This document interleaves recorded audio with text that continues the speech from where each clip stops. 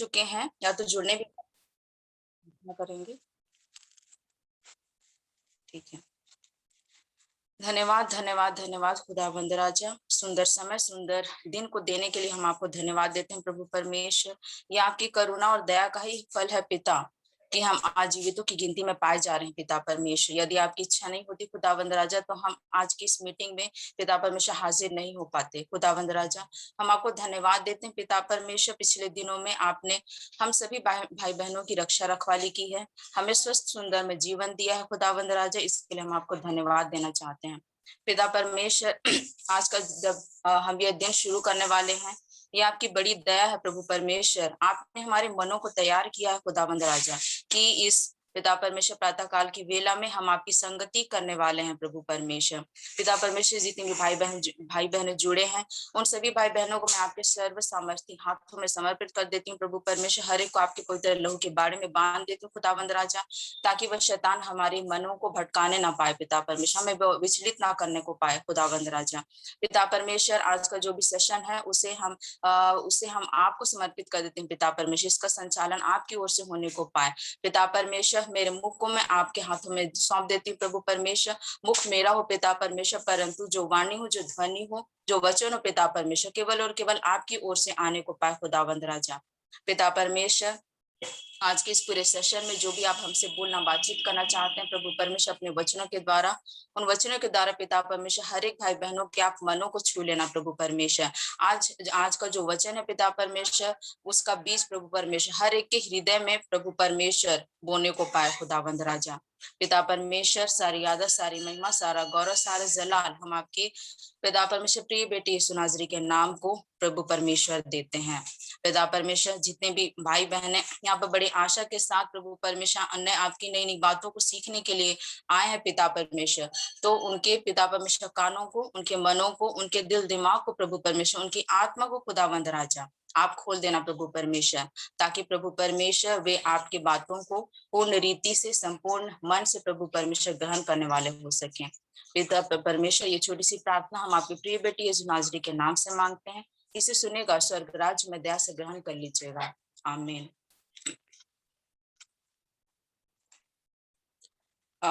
चलिए तो हम आज का सेशन शुरू करते हैं।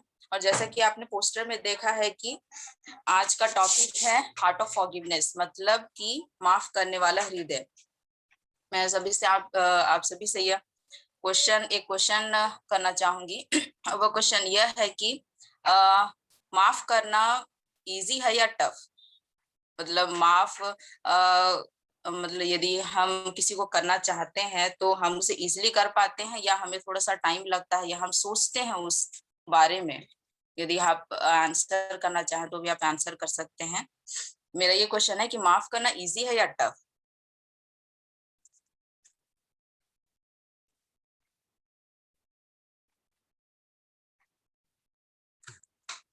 मेरी आवाज आ रही है क्या? ओके, कुछ रीति से कठिन, कुछ रीति से सरल। चलिए ठीक है। तो मैं आप सभी के सामने एक कंडीशन रखती हूँ जो हर किसी के लाइफ में मेरे ख्याल से आता ही है, और वो कंडीशन ये है कि क्या आपके साथ कभी ऐसा हुआ है कि आप किसी को बहुत ज्यादा इज्जत करते हैं या रिस्पेक्ट करते हैं और उन्हें बहुत ज्यादा प्यार करते हैं, हर समय उनके लिए मदद करने के लिए रेडी रहते हैं, परंतु वह सामने वाला व्यक्ति आपको बिल्कुल भी रिस्पेक्ट नहीं करता है और आपके समझाने के बावजूद भी वो आपसे नफरत करता है और आपको उल्टा सीधा बोल के और आपको हर्ट करता है। और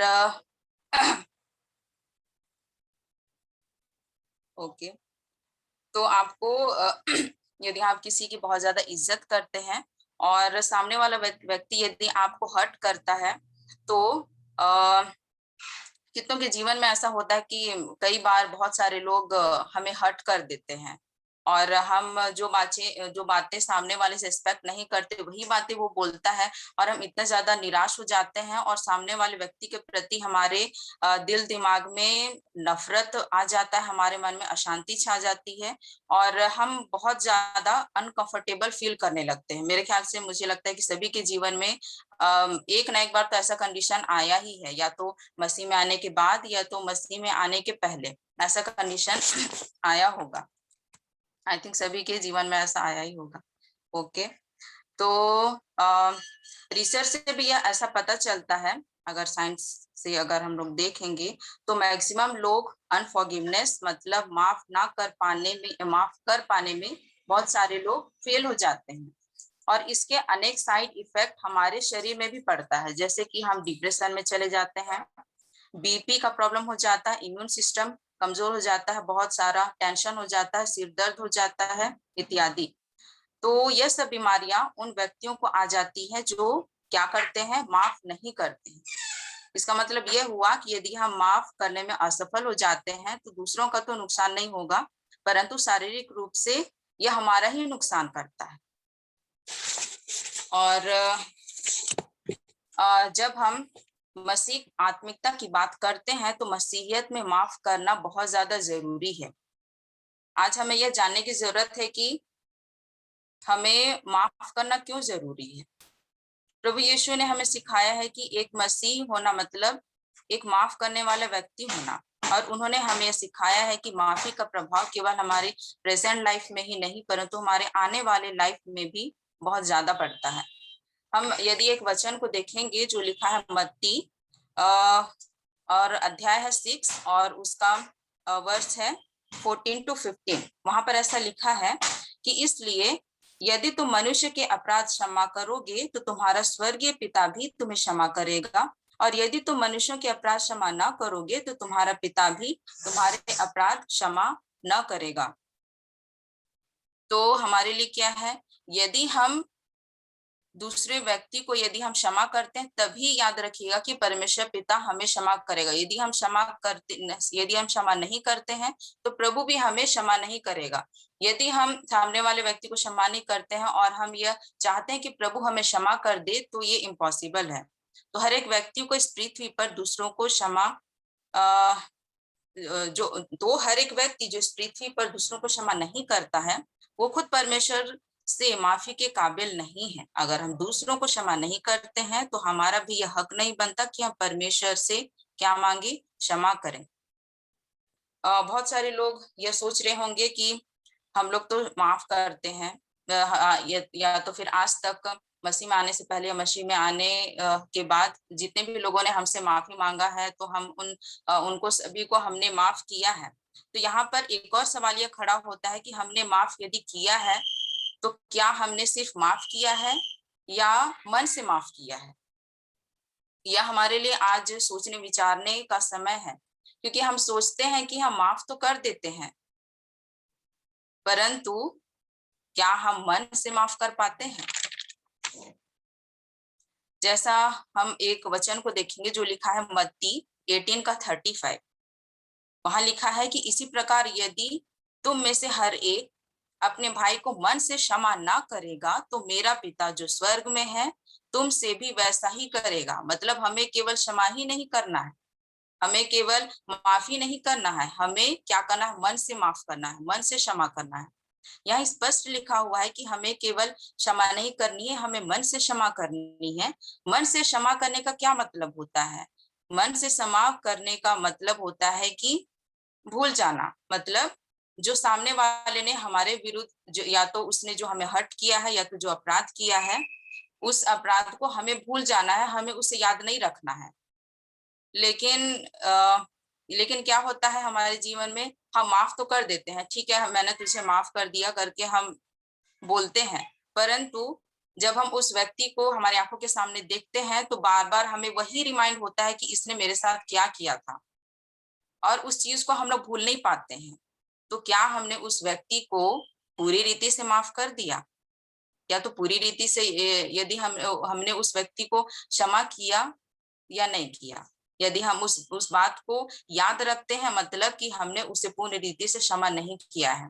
प्रभु जब हमें क्षमा करते हैं तो वह कैसे क्षमा करते हैं? वे हमारे हर एक पापों को, गुनाहों को वो बिल्कुल भी याद नहीं रखते हैं।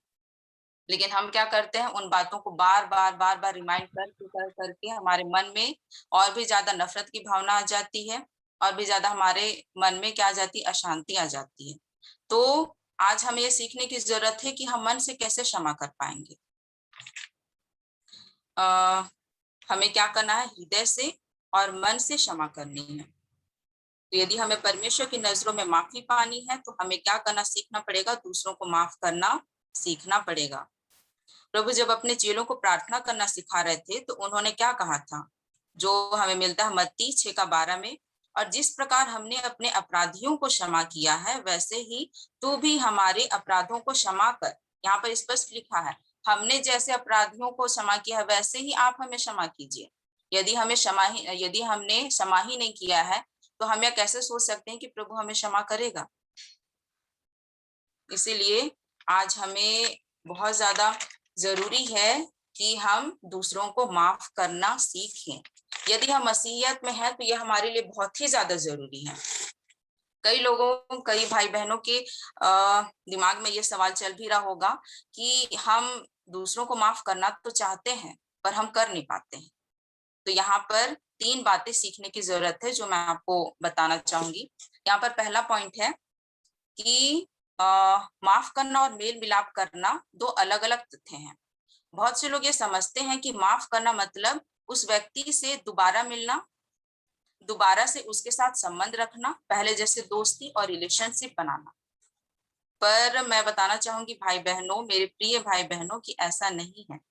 आप सोचिए कि एक व्यक्ति जिसने आप पर लगातार आरोप पे आरोप लगाया है, आपको लगातार हर्ट पे हर्ट किया है, तो प्रैक्टिकली आप ये सोच के देखिए कि उस व्यक्ति से आप दोबारा पहले जैसा रिलेशन रख पाएंगे।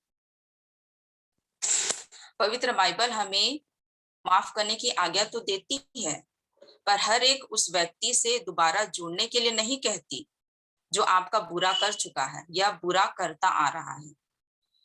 एक ऐसा व्यक्ति जो लगातार आपका बुरा करता आ रहा है, आप ऐसे व्यक्ति को माफ तो कर दें, पर उस व्यक्ति से दोबारा से ना जुड़ें, क्योंकि उस व्यक्ति से दोबारा जुड़ना आपके लिए फ्यूचर में क्या साबित हो सकता है, खतरनाक साबित हो सकता है। प्रिय भाई बहनों, हमें माफ तो सभी को करना है, पर सभी के साथ दोबारा जुड़ना नहीं है। जो आपके साथ हुआ है उससे आप आगे के लिए क्या करें, सीखें। हम एक वचन देखेंगे जो कि मिलता है मत्ती 18:15-17।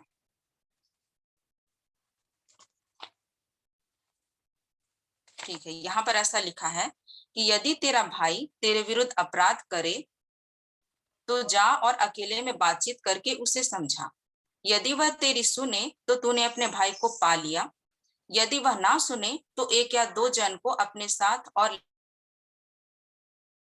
एक बात 2 या 3 गवाहों के मुंह से निश्चित की जाए। यदि वह उनकी भी ना माने तो कलीसिया से कह दे, परंतु यदि वह कलीसिया की भी ना माने तो तू उसे अन्य जाति और मसूल लेने वाले जैसा जान। यहाँ पर क्लियरली प्रभु ने क्या कहा है, प्रभु यीशु ने हमें सिखाया है कि आप जरूर कोशिश करें माफ करने की। आप उन्हें वार्निंग दें। अगर वह ना सुधरे या अपने अंदर बदलाहट को ना लाए तो वह किसके समान है, वह अन्य जाति के समान है। और ऐसे व्यक्तियों से मसीहों को क्या करना है, संबंध नहीं रखना है। ये तो हो गया पहला पॉइंट, ये हमें बात याद रखने की जरूरत है। और एक दूसरा पॉइंट है, यदि हम दूसरों को माफ करना चाहते हैं, दूसरों को माफ करना सिर्फ कहाँ से आता है, परमेश्वर को जानकर ही संभव है। यदि हम परमेश्वर को नहीं जानते हैं तो हमारे अंदर ये भावना आ ही नहीं सकती। प्रिय भाई बहनों, आप सभी याद करें उस समय को जब आप दुनियाई जिंदगी में जी रहे थे। उस समय आप क्या सोचते थे कि उसने मेरे साथ जैसा किया हम भी उसके साथ वैसा ही करेंगे। हम ईंट का जवाब कैसे देंगे, पत्थर से देंगे। परंतु जब हम प्रभु में आए तब हमने प्रभु के अद्भुत अनुग्रह को समझा और हम ये जान पाए कि हमारे जीवन का क्या है, असली मकसद क्या है। इस दुनिया में न्याय करने वाले का एक स्टैंडर्ड होता है, और वो स्टैंडर्ड क्या है कि जैसे के साथ तैसा करना। लेकिन पवित्र बाइबल हमें जैसे को तैसा करना नहीं सिखाती है। पवित्र बाइबल हमें यह सिखाती है कि हम दूसरों की रिस्पेक्ट करें, उनकी बढ़ोतरी में क्या करें, उनकी मदद करें, क्योंकि सभी मनुष्य परमेश्वर की क्या है, समानता में बनाए गए। एक अयोग्य व्यक्ति को माफ करना सिर्फ और सिर्फ क्या होता है, परमेश्वर में विश्वास के द्वारा ही संभव है। इसलिए जो परमेश्वर को नहीं जानता वह माफ करने में पूरी तरीके से क्या हो जाता है, फेल हो जाता है। यदि वह माफ करता भी है तो वह मन से माफ नहीं कर पाता। तो जितना ज्यादा हम परमेश्वर में विश्वास में बढ़ेंगे उतना ही उसका प्रभाव हमारे जीवन में क्या होगा, झलकेगा। इसलिए बहुत जरूरी है कि हम परमेश्वर की हमेशा संगति में रहें और उसके विश्वास में बढ़ते रहें। हमेशा परमेश्वर के वचन का पठन करते रहें ताकि हम विश्वास में और ज्यादा क्या होते रहें, दृढ़ होते रहें। हम एक वचन देखेंगे जो मिलता है पहला यूहन्ना 2 का 3-6 में। वहां पर ऐसा लिखा हुआ है, यदि हम उसकी आज्ञाओं को मानेंगे तो इससे हम जान लेंगे कि हम उसे जान गए हैं। जो कोई यह कहता है मैं उसे जान गया हूं और उसकी आज्ञाओं को नहीं मानता वह झूठा है और उसमें सत्य नहीं। पर जो कोई उसके वचन पर चले उसमें सचमुच परमेश्वर का प्रेम सिद्ध हुआ है। इसी से हम जानते हैं कि हम उसमें हैं। जो कोई यह कहता है कि मैं उसमें बना रहता हूं उसे चाहिए कि आप भी वैसा ही चलें जैसा वह चलता था। आमीन। तो देखिए, परमेश्वर की आज्ञा मानने से यह पता चलता है कि हम कितना परमेश्वर में बने हुए हैं, और जो लोग परमेश्वर में बने रहते हैं वो माफ करना जानते हैं। और माफ केवल वही नहीं कर सकते जो परमेश्वर से दूर है या परमेश्वर को नहीं जानते। ठीक है, तो आज से हमें प्रण लेना है कि हम परमेश्वर की आज्ञाओं को मानेंगे। हम मुख से तो कह देते हैं कि हाँ हमने इस आज्ञाओं का पालन किया है, लेकिन क्या हम वाकई में उन आज्ञाओं का पालन करते हैं? हमें आज ये जरूरत है कि प्रभु ने जो जो आज्ञाएं हमें दिया है उन आज्ञाओं को हम पूर्ण रीति से फॉलो करें। यदि हम यह कहते हैं कि हाँ हम प्रभु यीशु मसीह को जानते हैं और उनकी आज्ञाओं को फॉलो ही नहीं कर रहे हैं, तो लोग यह कैसे समझेंगे कि हम प्रभु को जानते हैं? लोग तो हमारे आचरण से, प्रभु ने जो हमें सिखाया है उन आज्ञाओं पर चलने से ही लोग ये समझ पाते हैं कि हाँ हम प्रभु को जानते हैं। तो हमें आज ये जरूरी है कि हम क्या करें, परमेश्वर पिता की आज्ञाओं को माने और परमेश्वर से अपने संबंध को और ज्यादा पक्का करें, ताकि ये जो क्वालिटी है, प्रभु का ये जो नेचर है माफ करना, ये हमारे अंदर भी आ पाए। तो चलिए हम तीसरा पॉइंट को देखते हैं। यदि हमें ऐसा लग रहा है कि हम किसी को माफ नहीं कर पा रहे हैं, तो आप ये याद रखें कि परमेश्वर ने आपको कितना माफ किया है। मतलब प्रभु ने आपकी कितनी गलतियों और कितने गुनाहों को प्रभु ने माफ किया है, ये हमेशा याद रखें। मसीह में आने से पहले हमने कितना पाप किया होगा, हम प्रभु को जानते भी नहीं थे, हमें जानते भी नहीं थे कि क्या सही है क्या गलत, और हम गलत पे गलत करते जा रहे थे। तो उन सारी बातों को प्रभु ने माफ किया। हम उसकी गिनती भी नहीं कर सकते, गणना भी नहीं कर सकते कि हमने कितने अनगिनत पाप किए होंगे बचपन से लेके मसीह को जानने तक। परंतु फिर भी प्रभु ने हमें क्या किया है, माफ किया है ना।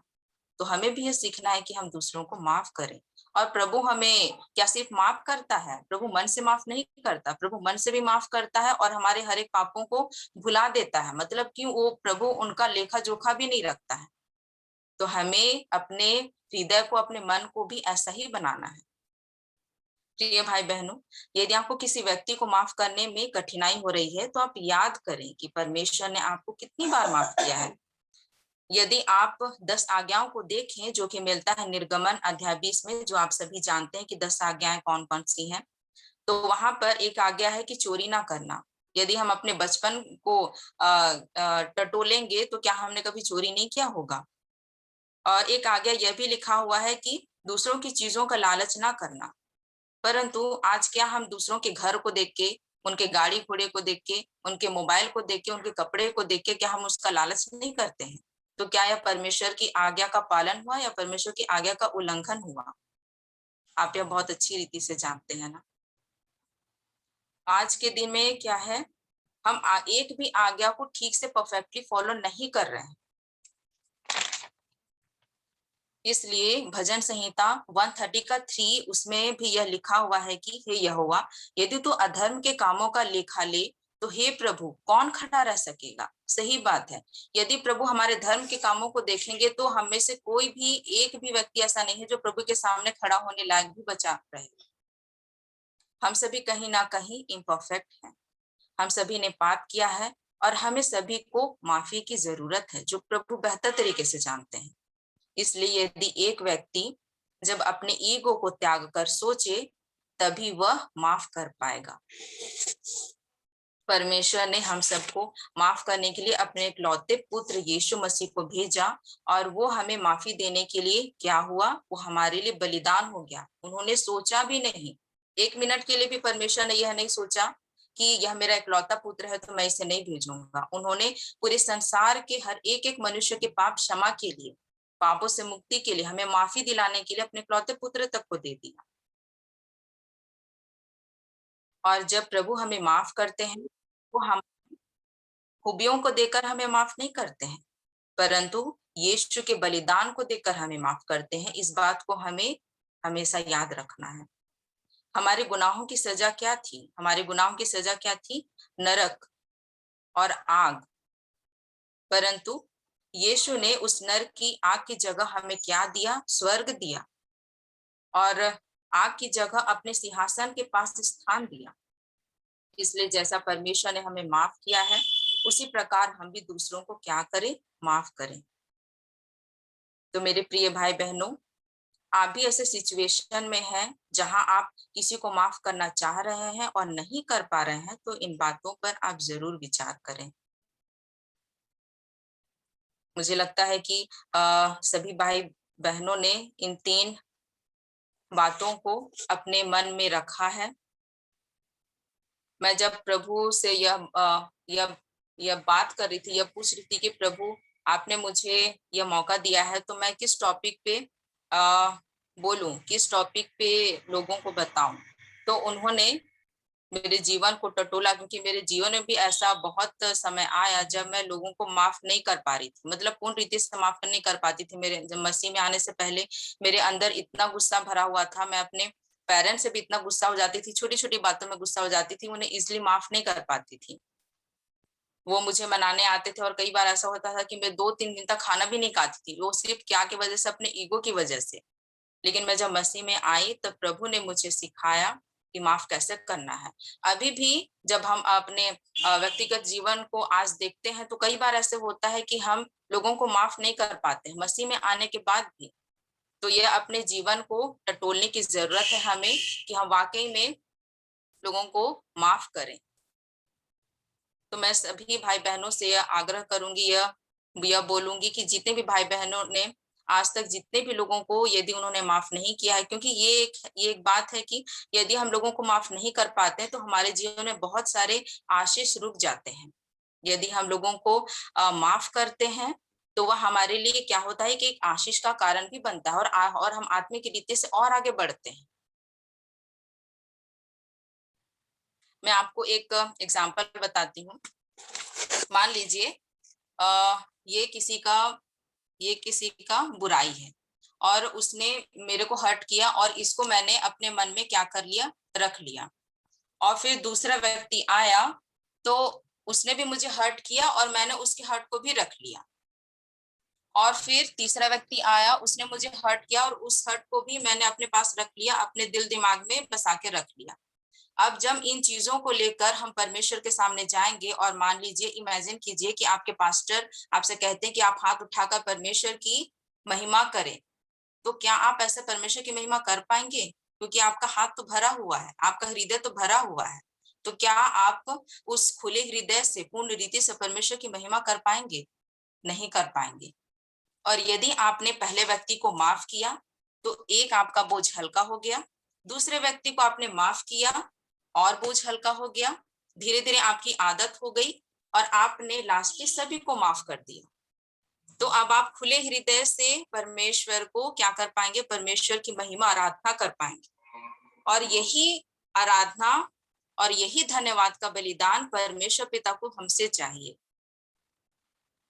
तो भाई बहनों, आज हम ये सीखें कि हमें दूसरों को क्या करना है, माफ करना। ये हमारे जीवन के लिए बहुत ही ज्यादा जरूरी है। ये एक छोटा सा शब्द जरूर है, माफ करना, क्षमा करना, पर इसके लिए बहुत बड़ा हृदय चाहिए। और वो हृदय कहाँ से आता है? परमेश्वर से आता है, प्रभु की हुजूरी में रहने से आता है। तो मैं सभी भाई बहनों से रिक्वेस्ट करूंगी कि सभी भाई बहने, यदि किसी ने उनको हर्ट किया है और वे अभी भी उस बात को अपने दिल में बसा कर रखे हैं, दिल में यदि है उनके मन में, तो आज ही आप सभी को आप माफ करें। यदि किसी से आप बहुत दिनों तक बात नहीं कर रहे हैं, उनसे आप गुस्सा है, तो आज ही आप ये sermon खत्म होने से पहले उन्हें फोन लगाइए और उनका हालचाल पूछिए। आपका हृदय इतना हल्का हो जाएगा और आप परमेश्वर पिता को इतना धन्यवाद देंगे जिसका क्या बोलना चाहिए, जो वर्ड्स में बयान नहीं किया जा सकता। आपका मन हल्का हो जाएगा और यही शांति परमेश्वर पिता हमें देते हैं। परमेश्वर पिता हम ये भी कहते हैं ना कि थके मांदे और बोझ से दबे हुए लोगों, तुम सब के सब मेरे पास आओ, मैं तुम्हें विश्राम दूंगा, सच्ची शांति दूंगा। यही है सच्ची शांति। तो चलिए, मैं आशा करती हूँ कि आज मैंने जो भी शेयर किया वो बहुत सारे लोगों के लिए आशीष का कारण बनेगा। बहुत सारे लोग इससे आज कुछ सीख पाएंगे और अपने जीवन को टटोलेंगे और एक क्या हृदय लेके जाएंगे आज के sermon से? एक माफ करने वाला हृदय लेके जाएंगे। तो आइए हम मुझे एक गीत याद आ रहा है जो कि मैं मेरे चर्च में गाया जाता था और मुझे वो बहुत ज्यादा पसंद था। तो यदि आप सभी को ये गीत आता है तो आप मेरे साथ गा सकते हैं। फिर हम एक छोटा सा प्रार्थना करेंगे, उसके बाद हम इस sermon को खत्म करेंगे। अपनों को तो सभी करते हैं प्यार, यही दुनिया की रिवाज, लेकिन यीशु कहता है कर लो प्यार, जितना दुश्मनी गहरा। आजमा लो उनकी संदेशा, जो है सबसे निराला। चलना सीखो उनकी राहों पर, जिंदगी प्यार से भर जाएगा। अपनों को तो सभी करते हैं प्यार, यही दुनिया की रिवाज, लेकिन यीशु कहता है कर लो प्यार, जितना दुश्मनी गहरा। किसी के चोट के बदले में तुम भी चोट ना देना। हर जख्मी दिलों में मरहम लगाते जाना। एक गाल पे मारे जो, दूसरा गाल भी दे देना। बिछाए जो काटे राहों पर, तुम फूलों से भर देना।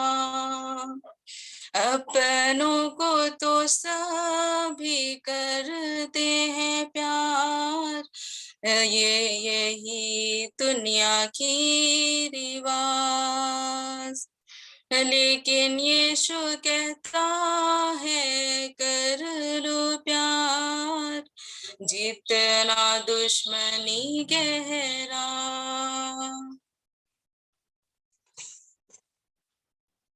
तो चलिए आज हम अंतिम प्रार्थना की ओर जाएंगे और हम आज के दिन प्रभु से प्रार्थना करेंगे और उन सभी लोगों को हम याद करेंगे जिन्होंने हमें हर्ट किया है और यदि हमने उन्हें अपने सच्चे मन से उन्हें क्षमा नहीं किया है। तो चलिए हम प्रार्थना में जाएंगे। धन्यवाद देते हैं खुदावंद राजा, प्रभु परमेश्वर, आज आपने हम सभी को एक ऐसी बात बताई है प्रभु परमेश्वर, जिसे हम सोचते तो हैं परंतु हम उसे सच्चे हृदय से उस पर मनन चिंतन नहीं कर पाते हैं।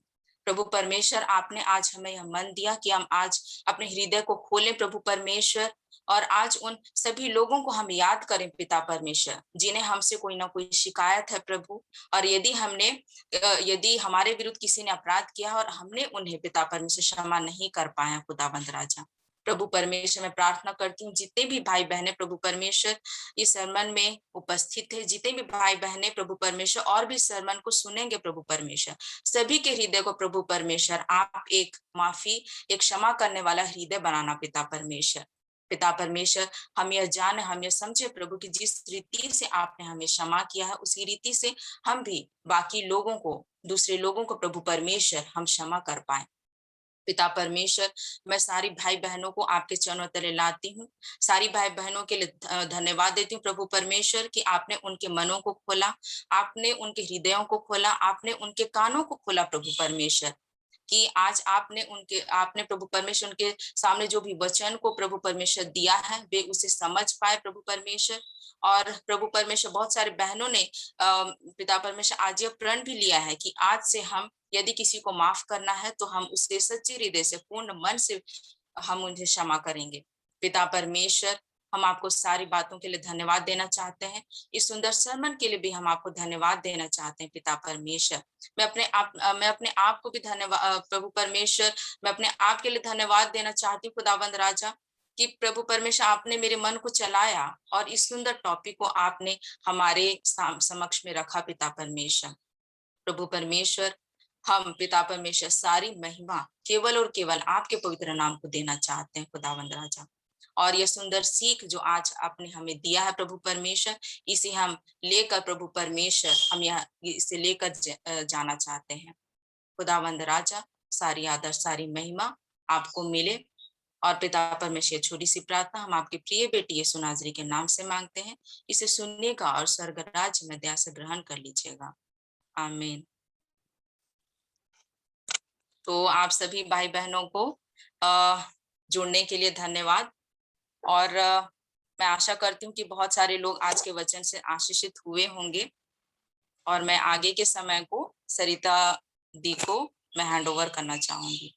आप सभी को जय यीशु सहाय और प्रभु आप सभी को बहुत आयत से आशीष दे।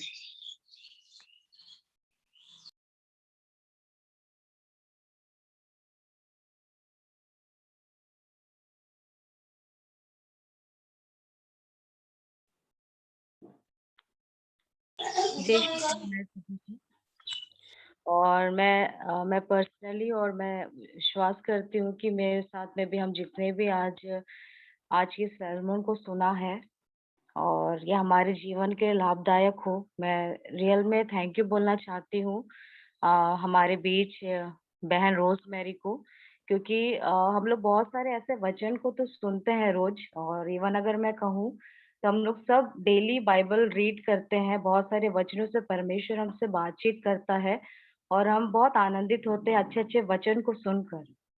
पर जब करने की बात आती है तो मेरे को लगता है कि हमारे जीवन में सबसे बड़ा सवाल यही है, जो सेशन आज परमेश्वर ने बहन के द्वारा हमारे जीवन में दिया, और जिस कार्य को आज परमेश्वर ने बहन अपनी दासी के द्वारा हम तक पहुंचाया है, मैं चाहती हूँ कि मैं खुद अगर मेरे जीवन में भी आज मैं टटोलना चाहती हूँ खुद को, कि ऐसे कोई पर्सन यदि मेरे जीवन में है जिसको मैंने हर्ट किया, या फिर कई लोग जिनसे मेरी बातचीत नहीं होती, तो डेफिनेटली मैं कॉल करूँगी। और ये ऐसा ना समझे, क्योंकि परमेश्वर अपने दास और दासियों को भी हमारे बीच इसलिए भेजता है ताकि वो उनके द्वारा हमसे बातचीत करे। तो मुझको लगता है कि यदि आज रोज़ बहन के द्वारा ये मैसेज हम तक पहुँचा है, तो हम लोग रोज़ एक प्रतिक्रिया में हैं, रोज़ हम लोग परमेश्वर के साथ यहाँ जुड़ते हैं और रोज़ एक नई-नई बात हम लोग यहाँ पर सीखते हैं।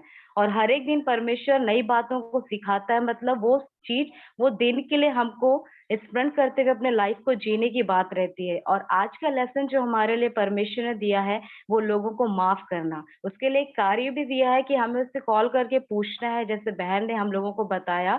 तो मैं बहुत धन्यवाद देती हूँ रोज़ कि हमारे जीवन में अगर ऐसे पुस्तक, जैसे आपने बहुत सुंदर एग्ज़ाम्पल हमारे बीच में रखा, और यदि ऐसे बोझ लेकर हम जाएँगे, क्योंकि परमेश्वर की सच्ची आराधना कब होती है?